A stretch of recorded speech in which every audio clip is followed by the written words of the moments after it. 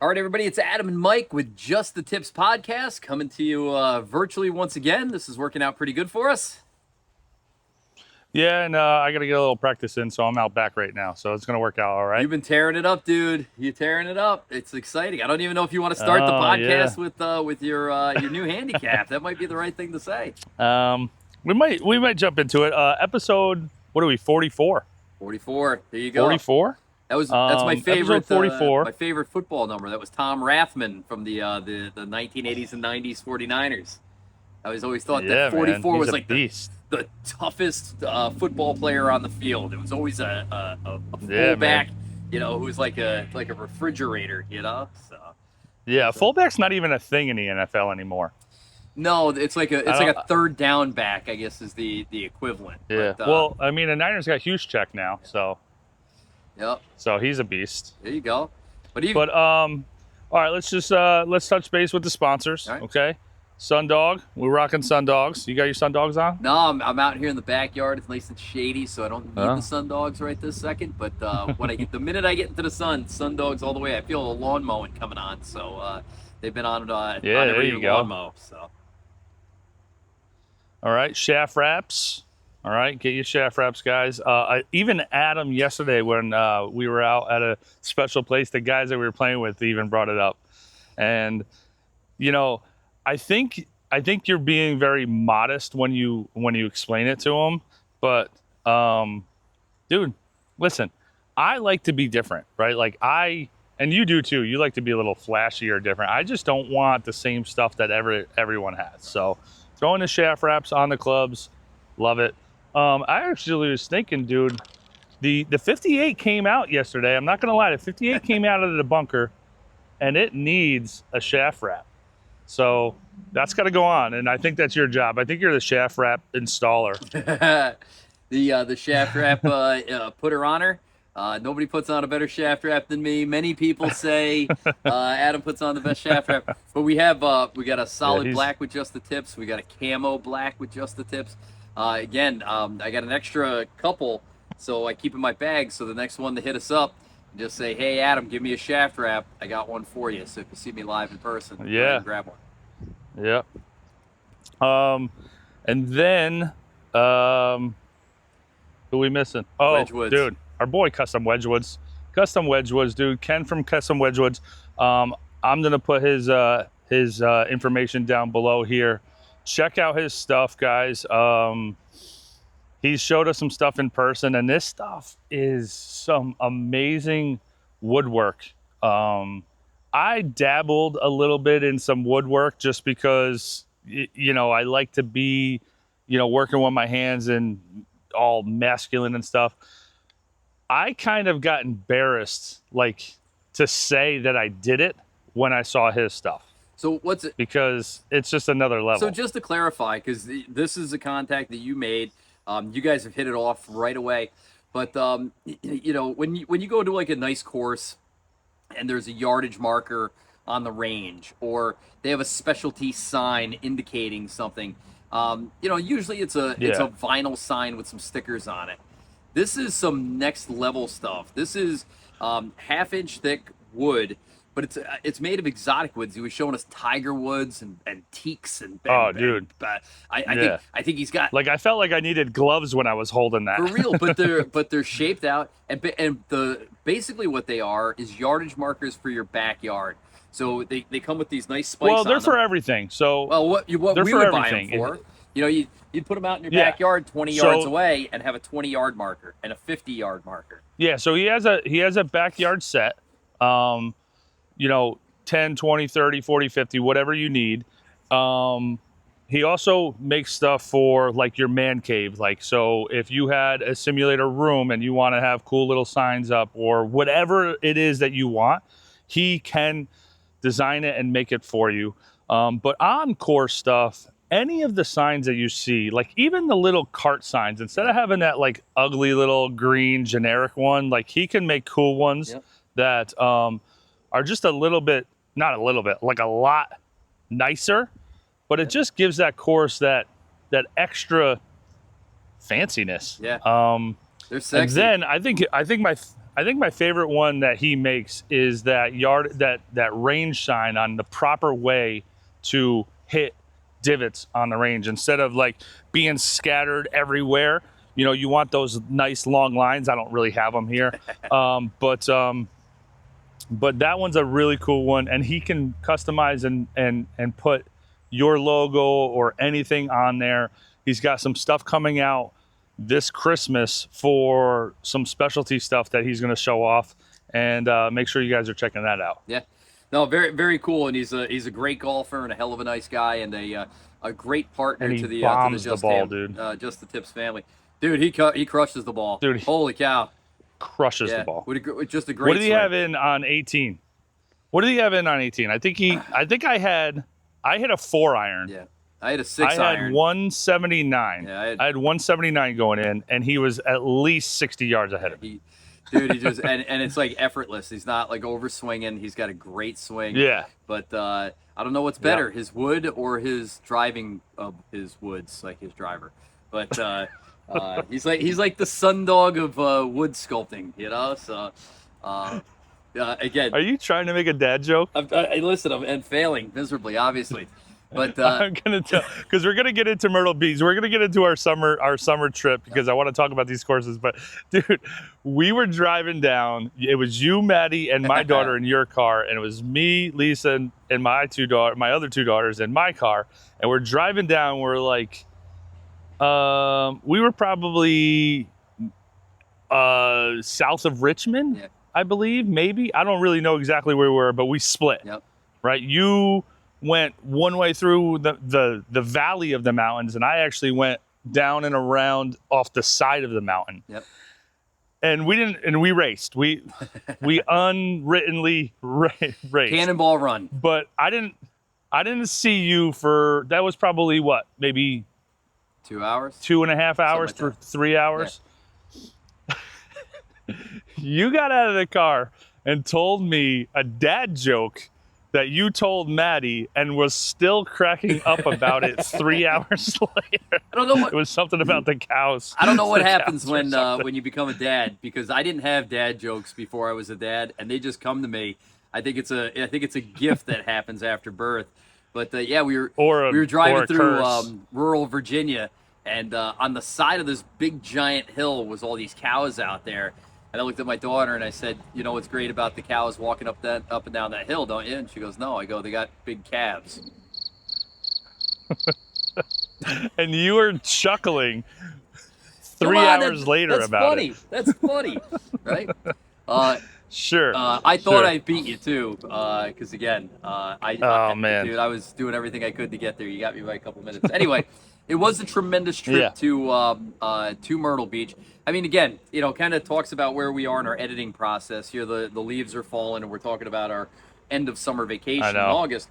But you know, stop number one was somewhere very special. We've been teasing it all week, actually for 2 weeks on our shorts. So if you're with us on TikTok, Instagram, or Facebook, and YouTube Shorts, you're seeing we fell in love with a course that up until recently, I don't want to say it was unknown, but certainly was unheralded as the destination golf course that it's meant to be.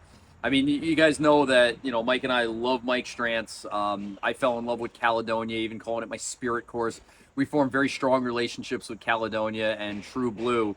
But once we figured out those were Mike Strantz courses, we said, what else could we play?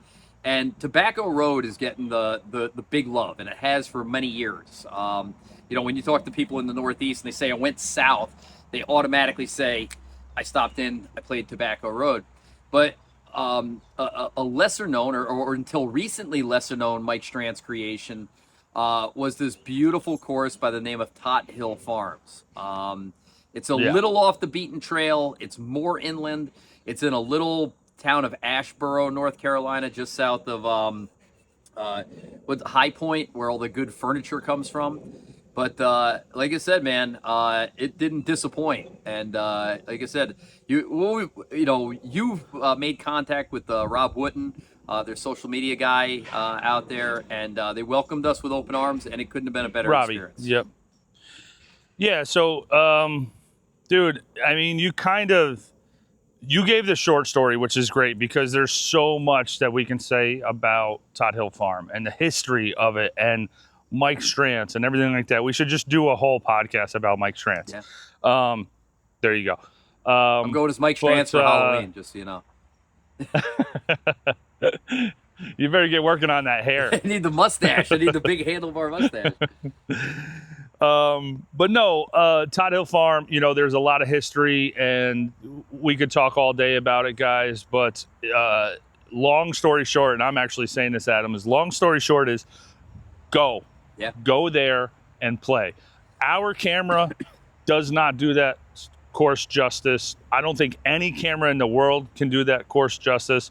You have to go and see that course with your own eyes and play it and feel something special there, guys. I mean, I think I want to say that we got a lucky day just because of we talked about the dew on the grass and the sun glaring down and it was a beautiful day. But I think every day at Tot Hill Farm is a special day. Yeah. And I'm not just saying that. I'm not. No. I mean, last podcast we kind of ended by talking about, the best part being the rocks and the range. But again, if that was the teaser, to the to this podcast, if we're talking about the range with such reverence, and we're talking about the placement of the of the decorative rocks, just understand that the rest of this course really brings something very, very special.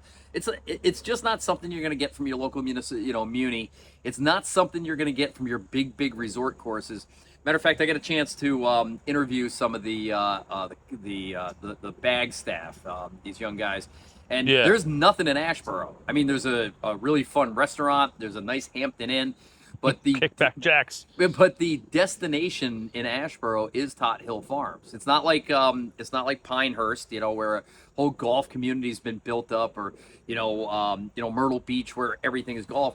This happens to be a golf course that was built in this town, and the town is just there, and the golf course just happens to be there. You have to go out of your way to get to this place. Yes.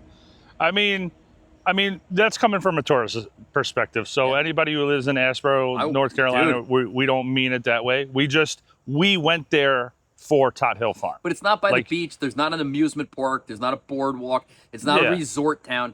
It's in any town, USA. It's a beautiful town. Everybody says Asheboro is beautiful. But like I said, the reason why people fly in from all over the world is because of Tot Hill Farm. Yeah. It's something special.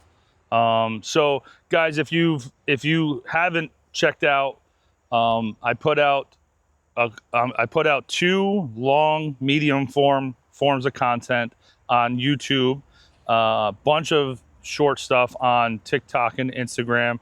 Please go check those out. But again, I'm saying this from the bottom of my heart, is the camera does not do that place justice, right? So I'm trying to go back through on a computer and start putting all the editing together. And I'm in my mind, I'm remember this hole, or remember that shot, or remember when I was behind that rock, and then I go and try to find it on the computer and try to start putting it together. And I'm like, dude, this cameraman, or you know what I mean? Whoever the cameraman is terrible. But the way I envision that hole in my head, because I saw it with my own eyes, is totally different the way I'm watching it on the screen or on the phone. So let me give you go check that out. Just a couple of highlights, a couple of things that stuck out big time to me, and a couple of them we might have mentioned before, but they're certainly worth re-mentioning. I mean, first off, just the drive up. I mean, you're in farm country, and you're seeing all these horse farms, these pretty little houses and stuff. And then it looks like a farm, except in the fields, there's perfectly manicured fairways and greens with flags sticking out of them. The neighborhoods and beautiful rocks. Yeah, and the neighborhoods that kind of border it, and it's not like a Myrtle Beach course where the course meanders through the houses. Some of the houses happen to be close to the course, but they're not golf course houses. It's not a golf course neighborhood. Yeah, no. But the neighborhood's beautiful. The way you come up. I had grandparents that grew up, that had a farm in eastern Pennsylvania, And they had a barn and they had a dirt road. They had a big field and a vegetable garden and old tractors and an old truck and stuff like that. That's what it made me feel like. It made me feel like I was back at my grandparents' farm in the early '80s. It's white rail fences, it's tin roofs, it's John Deere tractors, and again, some of it's placed there like Disney World would have taken the time to place it there to make it perfectly aesthetic. We talked about that in the cart. I got to get a lot of that GoPro footage out of the cart, because we talked about like Mike Strantz is like Walt Disney of designing golf courses. We talked about that because there's a tunnel that goes underneath. You're going from 10 to 11 and then go over to 12, and 12 comes back underneath the tunnel.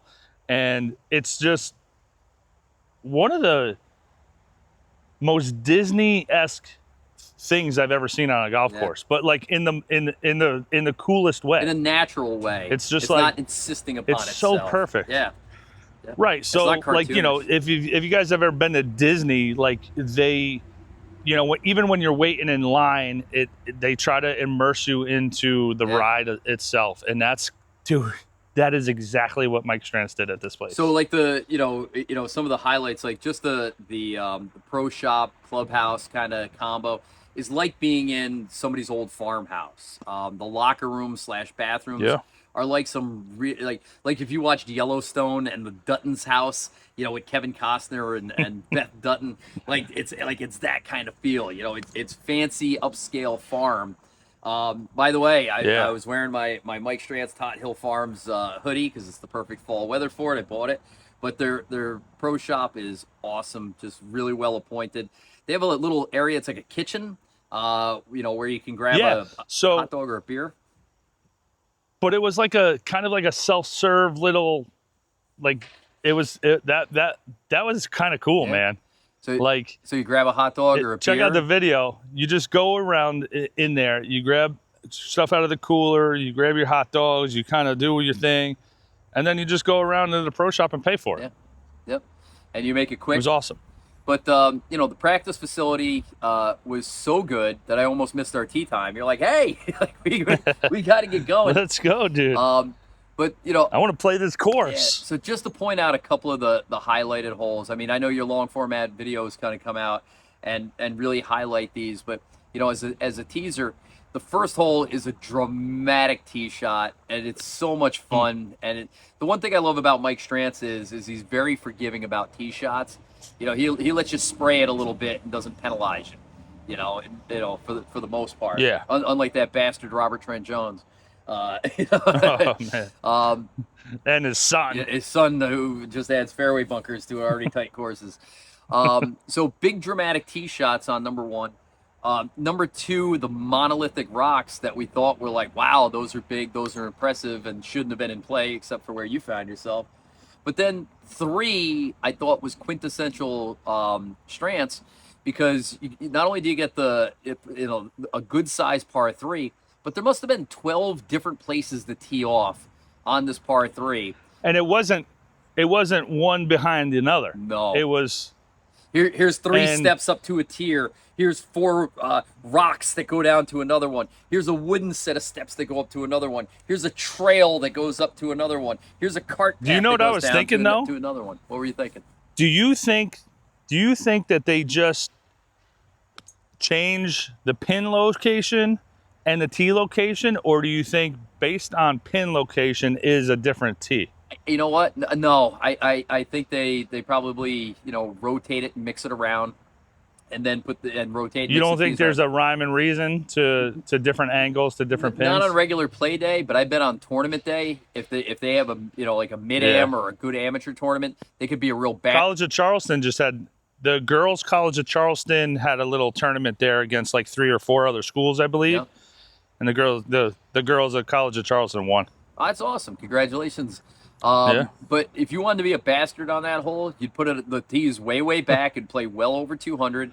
You tuck the pin, middle Back right. or I was thinking middle right because there's that big hump in the middle. Would be impossible to Yeah. access it with the creek over top.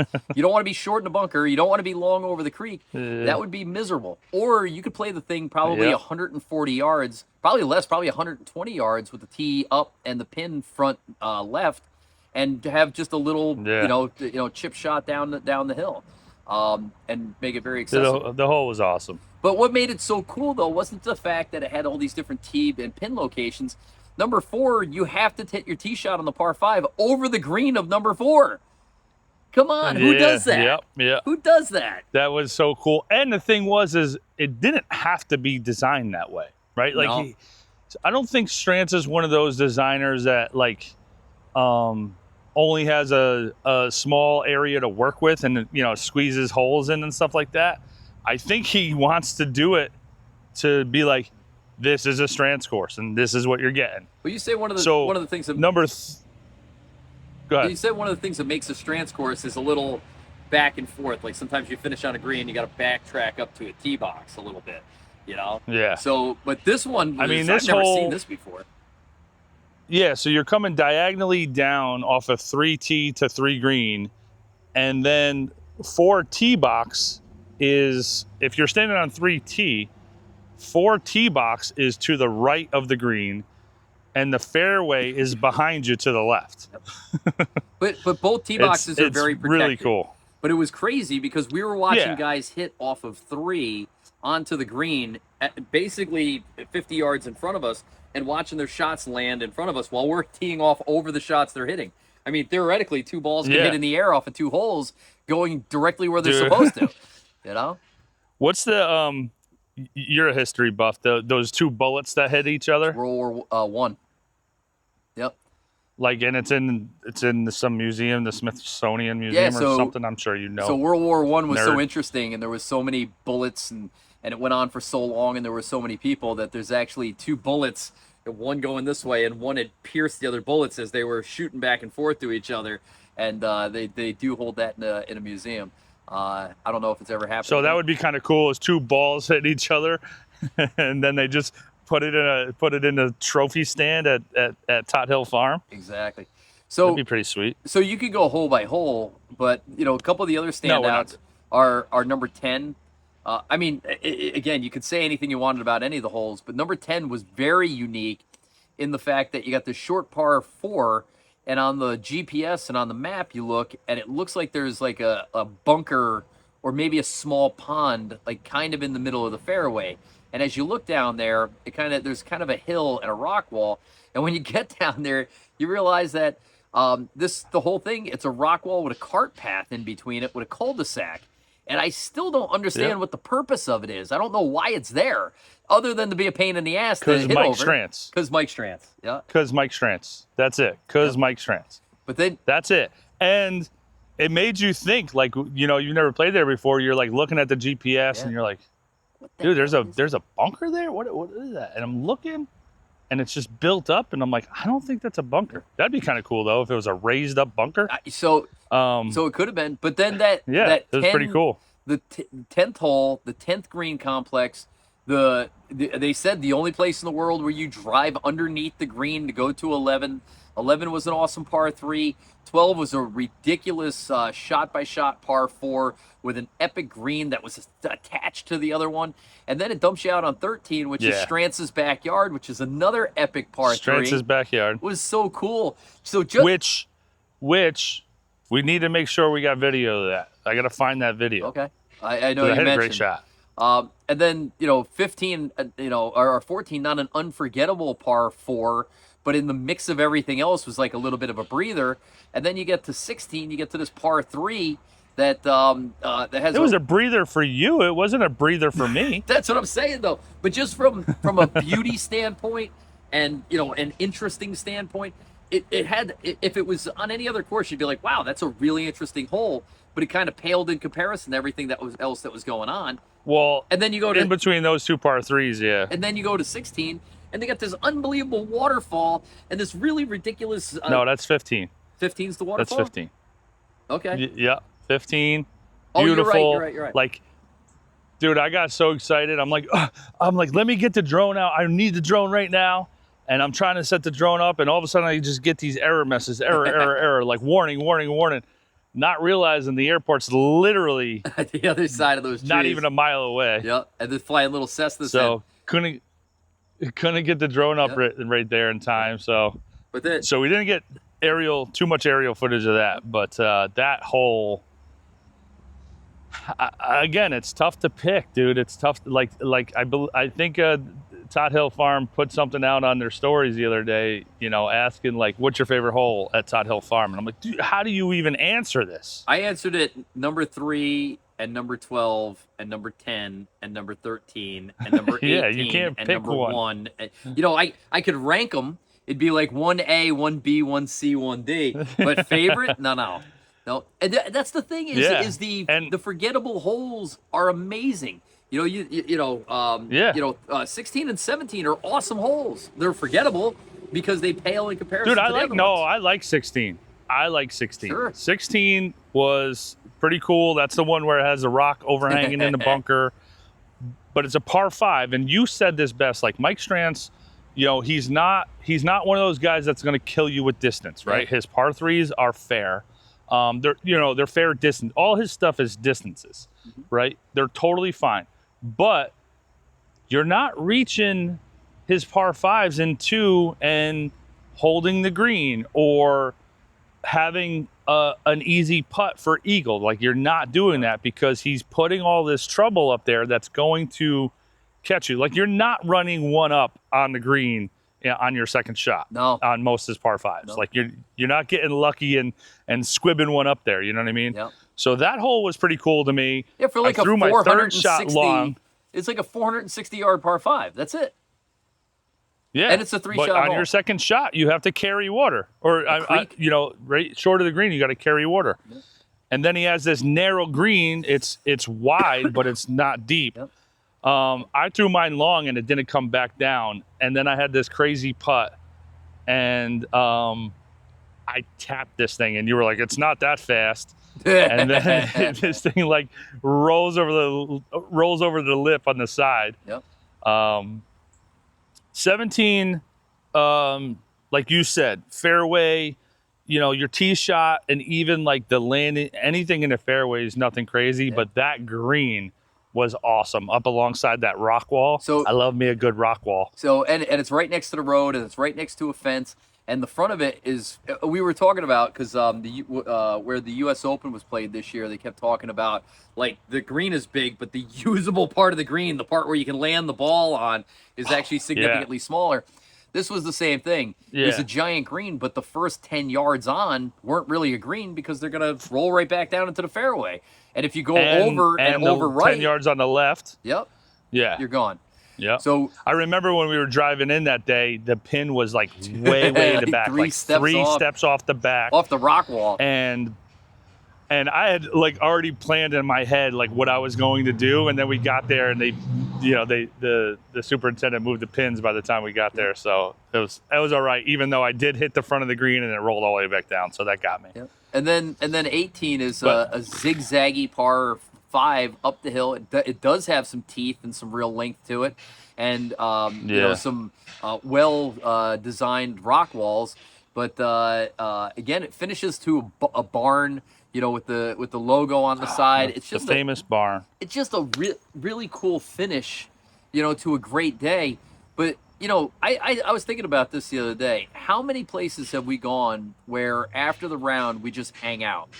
Right. You just sit there and have a beer and hang out. I mean, and then don't want to leave. Like, I was thinking, the big lunches that we had at at Champions Gate. That's one thing, when you're on a trip with 8 guys and, kind of the last hurrah.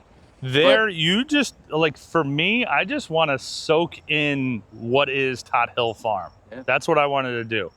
And I wanted to say hi to everybody. I wanted to sit in those rocking chairs on the front porch and just sit, rocking chair, wide plank wraparound porch, American flag hanging on the front, sipping an IPA, looking out over the course, talking to the people coming off the course. You just wanted to stay. I could have stayed there all day. Yeah. Yeah. Yep. Well, I don't know why we didn't.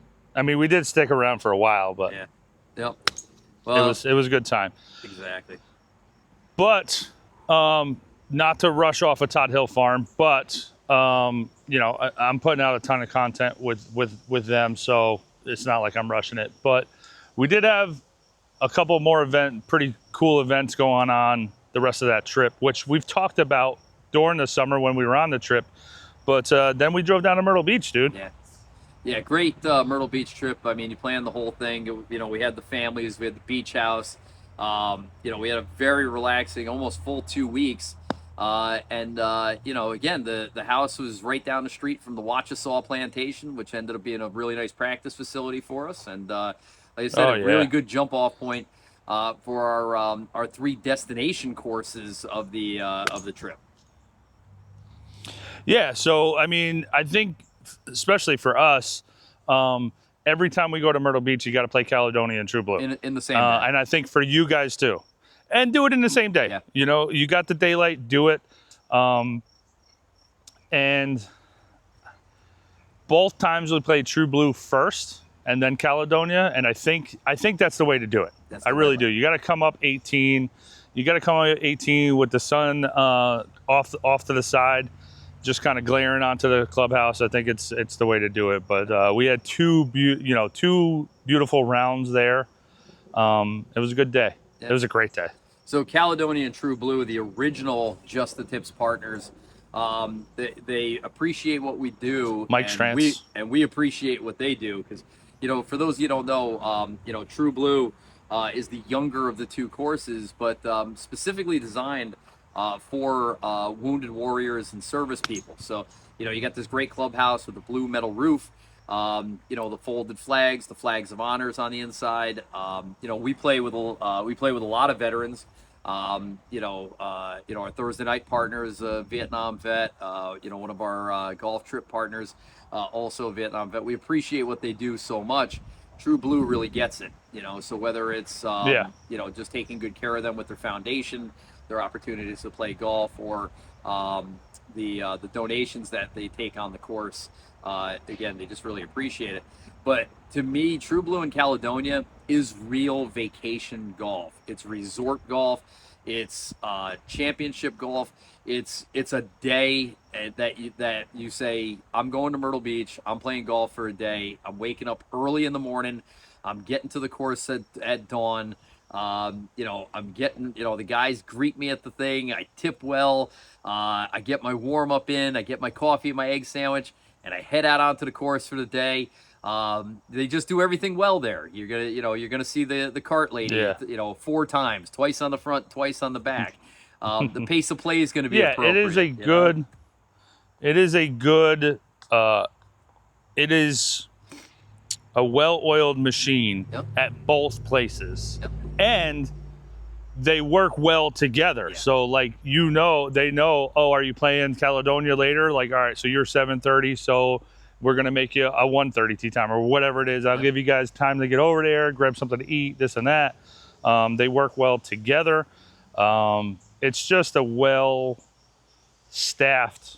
well-run, great people. And the guy's name's Bart Romano. Yeah, love Bart. him. Go see no him. relation.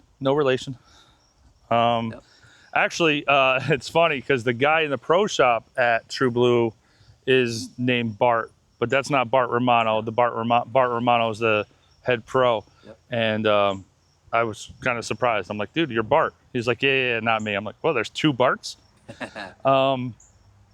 But Finn scooters, get Finn scooters when you go there, guys. You have to get them. Yeah.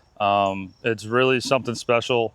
You know, so Caledonia tons was of people good for watch the short. Yeah, Caledonia was great for the Finn scooters in the fall. You know, a little bit narrower course. You know, more bridges and things like that. True Blue is just a monster, wide open, giant space. I mean, they probably don't want to hear this, but we're out there doing like big circles in the middle of the fairway with the Finn scooters. By the way, well, there's some room at True Blue where you can zip around. Yeah, yep, you can get those things up to full speed with full comfort. You know, and the fairways are just big and wide. But they, again, I think we've mentioned it before. You feel like you're doing 100 miles an hour. You look at the video and you're like, there's a lady jogging with her baby passing you in the background. You know? Yeah. So yeah, you definitely feel cooler on there than you look. Yep. But I don't care. no. So I don't care because they are fun. They're cool. The bag is right here. It's just so cool. So, by the way, they have a new tagline from corporate headquarters that we follow on LinkedIn, and they're calling it Finn Scooters, the single rider movement is what they're talking about. And they're saying a larger portion of people prefer not to have the old style 2 people in a car thing. You know, they want a single rider opportunity. And you know, more courses are moving that way, and you know, they talk about. So here's a catch with that. Mm-hmm. I think this is something that needs to be addressed on all podcasts. Yep. When you get a 2-person cart and you're paying $25 a cart, Yep. the other guy shouldn't have to pay. All right, the cart's $25 whether there's 1 person in it or 2, but they're charging a cart fee for the second person. I just think it needs to be said, like, the cart fee is $25. 1 person or 2. You want to split it? You want one guy to pay? Doesn't matter. It's $25. Okay, it's not 50. It's 25. A Finn scooter, you get all to yourself. You get this cool little cycle Finn scooter, and it's $32. Yeah. So take that extra $7 and get yourself a Finn scooter. There you go. That's all. Very cool. Ooh. But shout out, you were we had some side action going on at True Blue, and you kept betting me that I wasn't going to birdie the par 5s. End up shooting 1 under on the front, just to take your money. Yeah, dude. That was my my low 9 of the trip, and again, that's a big boy course. There's a lot of fun stuff out there. They can set it up real hard. It wasn't easy, but like I said, we had a good time. Just 2 great courses. That whole day is just a day of great courses, great views, great everything, and I love doing Caledonia and True Blue in one day. There's no reason not to. Exactly. So that left our our last. Yeah, go ahead. Yep. No, I was just gonna say. So that left our last destination course. I mean, we got a chance to go down to the one and only ocean course at Kiowa, and again, I don't think that we can overstate what that course is. Again, I've mentioned it a couple times, but now as the content starts to drop, we don't have any video of that place. There's a couple of pictures. Well, we have some. We have some video that's not the best quality, just because you decided that you wanted to play golf in Tropical Storm Debbie. Well, I knew 2 things. Number one is that it was 3 hours from Myrtle Beach just to get down there, and 2, it was $650 to play the course that we were playing for, basically just the caddy fee, thanks to your relationships down there. And I wasn't gonna not play. That I knew. Yeah. So I knew didn't that care. about you also. I did feel. I knew that. I did feel incredibly guilty. I knew you were going to act like that. Did you? You can't bring me to a golf course and then go, "Isn't it beautiful?" and then take me home like that. That's not fair. That's like taking an adopted kid from the orphanage, bringing him to a nice house, and go, "Look how nice we live," and then bringing him back to the orphanage. Like that would be the exact same thing. That's like taking somebody to Disney World and not going to Disney World. Is this another shot at Mama Romano? She's not listening. So, so yeah, we were there. We were playing. I didn't care if it was a hurricane. Yeah, we played the front 9. The problem is they drop you off at the first tee. They shuttle you down. It's walking only. We had my oldest daughter with us, so she can play a little bit. She wasn't going to play a ton. And by the time we got out on the 4th hole, it was just downpouring. And you're kind of out there. We kind of hung out underneath the bathroom shack for a little while. And then we just said, you know what, we're wet. We might as well just keep going. Got to the turn. Adam shot 40 on the front, so he thought he was going to own the ocean course. Meanwhile, I'm sitting there telling Taylor, like, hey, you know, we're going to finish 9. Maybe we'll get a cart and, you know, I'll take you guys around on the back and I'll show you a couple of cool holes. Maybe we'll hit a few shots. We get to the turn and Adam's like, dude, I'll carry my own bag. I don't care. I told you guys, And, go yeah. on in, get dried off. You know, just point me in the direction of the 10th tee. And the caddy master, Yeah. who was just the coolest guy in the world, and he's a Viking of a guy. He's this big, tall, giant dude, and he's like, if we start the back, we finish the back. And everybody's like, yeah, we'll play like a couple holes. And he's like, if we start the back, we finish. I'm like, yeah, I'm like, let's go. And Well, Adam thought he was going to take the ocean course to its knees, and well, I thought I had a high 70s round locked up, and in a traditional link style, it was 4 holes out, 5 holes back. I played the 4 holes out in 1 over. I played the 5 holes back in 150 over, thanks to a 35 mile an hour headwind. No, I think that has to be the last 5 holes would have to be 11 over. Yeah. Yep. So average the double bogey plus on each hole on the way in, and I think what's so funny though is you called it like weeks in advance. You're like, you know, a lot of people get to like, you know, hole 13 or 14 and they're like, let's just play the rest for fun. You know, like we're not keeping score anymore. And Yeah. I'm like, that's not a thing. I just remember getting to the point of like, I'm so gassed and I'm so far over par. I'm like, can we please stop counting? I'm like, you know, it hurt my feelings. You know, I think it should. So just to let you know, I have right now the next 3 scores to come off of my my handicap are the 75 I shot at Caledonia, the 78 at True Blue, and the 88 adjusted to an 86 from Kiowa. So, with that being said, let's move on to this next little part real quick. I don't know what time we're at right now. We're at 40 minutes. 41. So we got to, yeah. So, that being said, we want to talk about handicaps. Yes, If sir. you guys haven't been watching this immaculate swing here today, down to a 7.7, dude.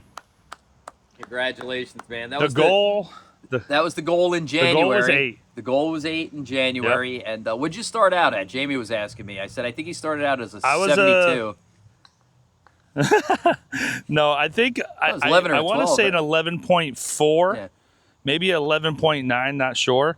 But I mean, we could look back at the videos, but yeah. Yeah, but to drop 4 or 5 7.7. strokes in a year, especially you didn't go from a 30 to a 25. I mean, you know, to go from a 12 Yeah. to a 7 is wildly impressive. Again, now you said you got a couple of things that are working well for you. What are they? This move right here. Yep, that we've This seen is on the thing every right here. video I mean- all year long. Yep. Yeah. What else is working well? I mean, dude, sitting and actually talking. 2 podcasts ago, we sat and talked with John Winters with the wedges. The Magician. Really, really understanding what you're supposed to be doing with these wedges. And I think for me, my takeaway from that podcast and that interview with John was like, you're not just hitting a wedge. Like you're like here, I'm trying to hit this square and straight, right? That's my goal. If it tails a little bit, if it draws a little bit, but I'm really just trying to get this face square. And, you know, kind of tilted down, you know, forward shaft lean. When we talked with John with the wedges, it wasn't that. It was not that. It was everything but that. And my takeaway from that was like, you are literally trying to paint a picture with a wedge of what you're trying to do. You know what I mean? That was my takeaway. It was like, it's not as simple, and I'm not saying it's difficult, and I'm not saying it's easy by any means either, but it's not as simple as just get up and chip. You know what I mean? It's something that you want to do with the face, the lie, the bounce, the grind, the grass, you know, every single thing. And I know that sounds a lot more difficult than you should be making it, but that was my takeaway from it, and that's really helped a lot.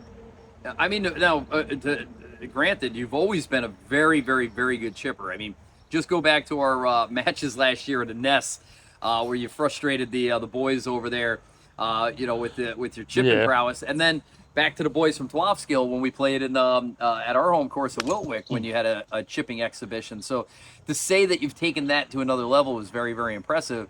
You boys better watch out. Yeah.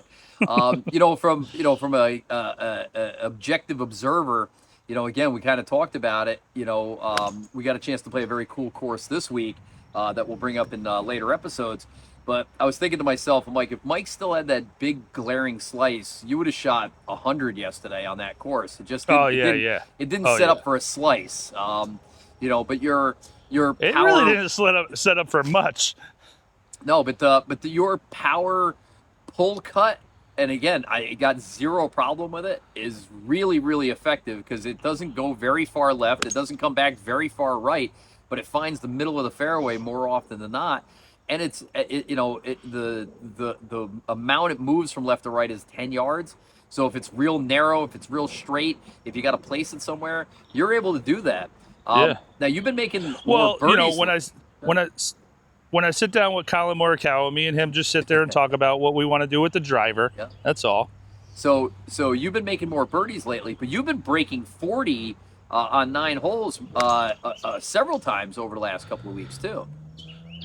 Yeah, which has been kind of nice. Like if I can sneak in a quick 9, not really stress about like hurrying up to squeeze 18 in. It's a little bit. It's fun. Yeah. It's fun. So the good news is we talked about that last year. Yep. We had a blind match, me and you, and one of my favorite rounds last year was a day when I didn't have any double bogeys. Right. Now, mind you, I still shot like an 84 that day. I had 12 bogeys, but no doubles. And I was like, dude, that just feels fun. It's just a lot nicer when you don't have to search for your ball or take drops or punch out from behind trees. Yep. It's just fun. So, again, I know we're running over time here, and you've been very humble about it. And I don't even want to stick it here at the end of the podcast. But do you want to talk about the special moment you had last Friday while I was away working? Yeah, had a special moment. Had a hole-in-one on number 5. Playing in a Ryder Cup match that you were supposed to be my partner in, but you had last-minute work stuff. It's 3 9-hole matches, so I called in my buddy Rick. The Rick, who the only other time that I shot 78 at Wiltwick, it was my second time ever playing with Rick. And he kept score. He was driving, he kept score, everything. I still got that scorecard, by the way. Thanks, Rick. He was my partner, and the first 9 is a scramble, right? So it's just, knock it around, take the best shot. We end up winning that match. The second 9 is a 2-man best ball. So you're playing your own ball, and your better ball versus their better ball. We ended up winning that one too. And I started putting together a pretty decent round then. Obviously, you can't count your score on a scramble because you're not playing your ball. But I started noticing hey, I got a little something going here. I got away with a par on 14 and 15, and that doesn't usually happen for me. So I'm like, all right. I think I ended up shooting a 41 on the back. And then we come back around to the front, and now it's single. So it's me versus one of their guys, straight up. Not straight up. With handicap, but somebody you guys were got close. A stroke. With handicap. Yeah. I think I gave him 1 on 7. And holding our own. We're, I think Rick was about even, and I was 1 up. We come to 5, and the previous time I played that hole that day, I hit a 4-iron from 189, and it hit on the front and just stayed there. So I had a 20-foot putt. Well, the next time we get up there, 189, I can't hit a hybrid there. It's just too much Just gonna go over the from green. what it was playing. So I hit a 4-iron again. I just hit it really good. I hit what you want to do. And it landed just a little bit further than where it landed last time, and then took 2 hops, rolled pretty good, and went right at the stick. And I heard a ting. There were guys on 6 tee box that kind of turned and looked and then didn't say nothing. There were guys on 3 fairway that were kind of, their tee shot was over by 5. They kind of looked. There was guys on 4 in 5 fairway that were looking, and I'm like, all right. And I didn't hear anybody say anything. So I'm like, just my luck. It hits the flag and probably ricocheted into the rough 30 feet. But one guy in our group yelled to the one guy, because they were on the same Ryder Cup team. He was like, did that go in? And he jogged over there, and he was like, it's in. And everything, dude, high fives all around. Guys in the fair, all the guys that were around started screaming. It was pretty epic, dude. It was pretty cool. Great time to do it during the Ryder Cup. I ended up winning my match, so I ended up going 3-0 that day. Nice. This is where my humble brag comes. I'm 5-0-1 in Ryder Cup matches, so I'm like Sergio pretty much. But I will say, kind of a crappy time to do it. Although everybody was really good, I did sit at the bar for a while, and nobody said you owe me a drink. Yep. Nobody. So then I ended up hopping in a car with a couple guys and going out and watching the rest of the matches.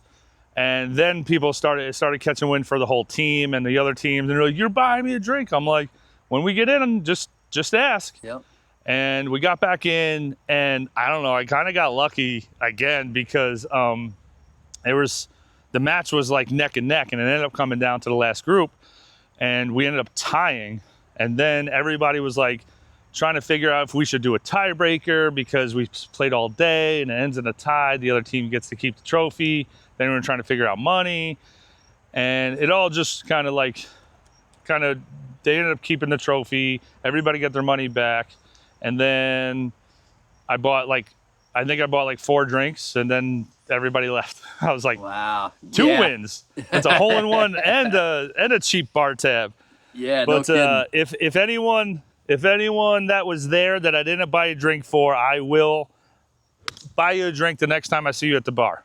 Very cool, dude. But dude, that's the second hole-in-one we've had in September while doing 75 hard. So neither one of us could drink. Yep. So I think it's exciting because your second hole-in-one ever. The first one came years ago at the Ocean Course. But, as you've been getting progressively better, that's a no joke par 3. 189 yards, it's downhill, it's heavily bunkered. There's more 5s there than there are 3s. There's probably more 6s there than there are 2s. And there's probably more 10s there than there are 1s. So it's if somebody's going to get a hole-in-one, it's not going to be on number 5. And you got it, man. So congratulations to you. Yeah. Now I'm more disappointed than ever I wasn't there. But, awesome dude. sauce, dude, man. Really, really, really congratulations from all of us at Just the Tips. I will say this. I was kind of torn on who I tell first out of you, Eric, and Puddles. So I did it all at the same time. There you go. So I did it all at the same time. Nice. But again, congratulations on the Ryder Cup win. And what'd you end up shooting that day? So on the back 9 was a 41, front 9 was a 37, dude. Yeah. 37. Yep. So tearing it up with an eagle. So yeah, an eagle. That's awesome. And then I think I birdied 2 also. Yeah, I think I birdied 2. Yeah. So that's 3 under. So I think I had 4 bogeys. Yeah, I think I bogeyed 5. Or 6. Rather. Oh, and let's talk about this because I don't think 6. Number 9. Yeah. I just want to. So our match was over. I closed the guy out on 7. I'm like, let's go play 8. I just had a hole-in-one on a par 3. Let's see if we can keep it rolling. Let's try to play another par 3. I bogeyed it, but then I wanted to finish the 9 to be able to post a score with the hole-in-one in it, and I hit I pulled the drive on 9, and I'm 200 yards out of the rough, and it's a front pin, I'm like, all right, let me just hit this layup with a 6-iron. Dude, I didn't swing hard. I didn't crush this thing. I actually was hitting a layup 6-iron from 200. This thing lands just short, hops on, and trickles past the hole from 200 yards with a 6-iron. I hit a 6-iron further than I hit the 4-iron off the tee. And I was like, dude, am I eagling 9 right now? I'm like, this is rolling right at the hole. And then it rolled like 8 feet past, and then 2-putt par. So, and a tap-in par on 9 is always nice too, right? No kidding. So again, dude, just congratulations between the the handicap, the hole-in-one, shooting in the 70s. We've played a couple of times since then. You've been playing really, really, really well. All arrows are pointing up for you. So awesome job, man. Congratulations. Yeah, dude. And then after last week's podcast, we talked about the member. Next year, we got to take this thing down, dude. But by then, you ought to be like a +2. If you just keep trending the way you are. So I hope so, man. I just got to keep working at it. See, I'm one of those guys, and I appreciate what you said to me. You said it. I don't know where we were. You said it last week, and I said I was going to get there like 2 hours earlier. You're like, no. That's what he does. That's his thing. Like practicing and grinding and feeling. Like I'm a physical kind of guy. Like even Jeff Mesa, that the head pro at Innis. Like, I'm like, dude, Jeff, like, grab my arms and put them where they need to be. So he's, like, coming behind me, and he's like, you all right? I'm like, dude, just do it. It's fine. Just do it. Because I need to feel those things. And that's how, that's how my body feels what the golf swing should look like. Like, I know, like, even on, like, a real swing here, I know you can't see me, but they can. Yep. It's like when I get here, I know that this is too flat, so that my next move is there, and it needs to go the other way. It needs to get here, and then I need to go there. Yep. But I'm working on it. Yep. But I'm also a little chicken of the duck hook. I'm really scared of the you should be. of the pull snap hook duck hook. Yep. So like I said, man, all arrows are pointing up for you. Again, I don't know. We got a couple of things coming up here to close out the year, but then we have another. I don't like the way you say that. Well, we got another epic golf trip coming up though, so that's exciting too. It's almost finalized. Yep. Our Thanksgiving getaway is starting to shape up, and some tittling about our February golf trip could be bigger and more epic than ever before. So stay tuned for that too. Dude, that'd be so great. That'd be so great. And listen, I don't look at the end of the golf season until there's snow on the ground. So I don't even have like a date in mind. I look when the tournaments run out. That's what I'm looking at. I'm like, when the tournaments are done, that's technically the end of the season. But again, we'll keep playing until. Oh, you mean like the scheduled? Yeah, scheduled stuff at Wilwick. When the schedule runs out, that's kind of the unofficial end of the year. But I'm one of those guys too that Memorial Day to Labor Day is not summer. Summer is short season. Golf season is until you break out the skis to go cross country skiing at the golf course. So yeah, man. Yep. All right. Yeah. Well, listen, dude, it was a very good podcast. Again, thank you very much to all our sponsors, and a couple of new ones coming at you. A couple of old sponsors coming back around for some more love. But just a teaser too, we're going to be offering sponsorship packages for the title sponsorship of our podcast. So if you're interested, reach out to us at justthetip's2023 at Gmail, and take a look at being our title sponsor for the balance of 2024 and 2025. So, and listen, one last thing. Yep. We got the 12 days of Christmas gifts coming out start of November. So we're putting the list together right now. We're just going to tease you guys. We're going to let you know that we're doing the top 12 gifts to get your golf dad / golf husband. We have a good list that we want to get out to the wives or the moms to buy dads. And that's going to be coming to you 12 days in a row in November to give you guys enough time to Golf. Get them golf tie. bought and wrapped. Golf tie, dozen yellow nitros, tees with your names on them. The toilet putter. The toilet putter. Yep. A golf book of funny sayings. None of that. We're gonna Wait do. till you see this list. We're gonna do the 12 things also not to get them as well. Yep. All right. So make sure you golf dads and golf husbands, send this podcast right now to your significant other or whoever's buying Christmas gifts for you. Whoever's in charge of making your holidays special. Yeah. Send this to them and then make sure that they watch this before they buy the gifts. There you go. All right. All right, dude. Hey, listen, looking All good. right, dude. Looking good there. I'm getting back to it. Yeah. So, like I said, been a good podcast, just over an hour.